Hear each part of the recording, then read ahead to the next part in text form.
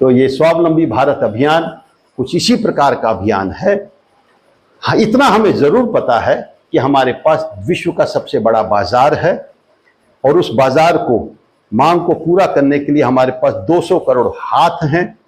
उन फैक्ट्रियों में पैसा लगाने के लिए हमें किसी विदेशी निवेश पर निर्भर रहने की आवश्यकता नहीं है, क्योंकि 2022-23 में कितना विदेशी निवेश आया?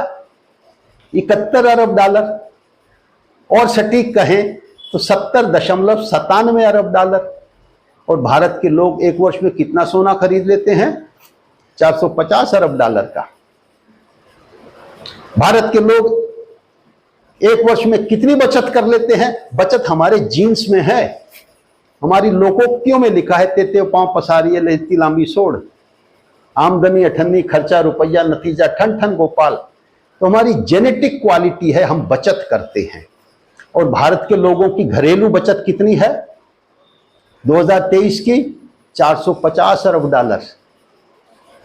भारत के लोग बाहर जाते हैं, अमेरिका में, कनाडा में, लगभग 3 करोड़ इंडियन डायस्पोरा है जो हमारे युवा विदेशों में गए हैं, वहां कमाते हैं, पैसा यहां बेचते हैं। कितना बेचते हैं? 100 अरब डॉलर। तो भारत की एक वर्ष में 450 अरब डॉलर की घरेलू बचत है। 450 अरब डॉलर का भारत के लोग सोना खरीद लेते हैं। 100 अरब डॉलर विदेशों में बैठे भारतीय भारत में भेज देते हैं, 1000 अरब डॉलर। और पिछले वर्ष एफडीआई कितना आया? 70.97 अरब डॉलर।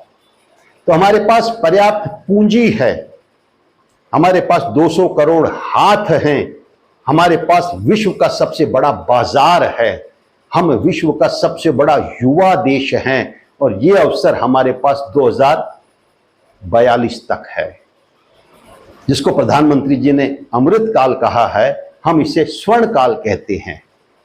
इन तीनों चीजों का अगर हम ठीक से संयोजन करते हैं, परिश्रम करने वाले हाथ, यह पूंजी और भारत का बाजार, तो हम गांव-गांव तक इतना विशाल और विराट उत्पादन तंत्र, लाखों फैक्ट्रियों का तंत्र खड़ा कर लेंगे कि 2042 के अमृत काल के बाद भी, स्वर्ण काल के बाद भी, अनेक सैकड़ों वर्ष तक हम विश्व के सबसे समृद्ध देश बने रह सकते हैं। और अतीत में ऐसा ही था। 1750 वर्षों तक, आज हम 2023 में हैं, 1750 वर्षों तक हम विश्व के पहले या दूसरे नंबर के सर्वाधिक समृद्ध, विश्व जीडीपी में सर्वाधिक हिस्सा रखने वाले देश रहे थे। उसी रास्ते पर दोबारा आना है।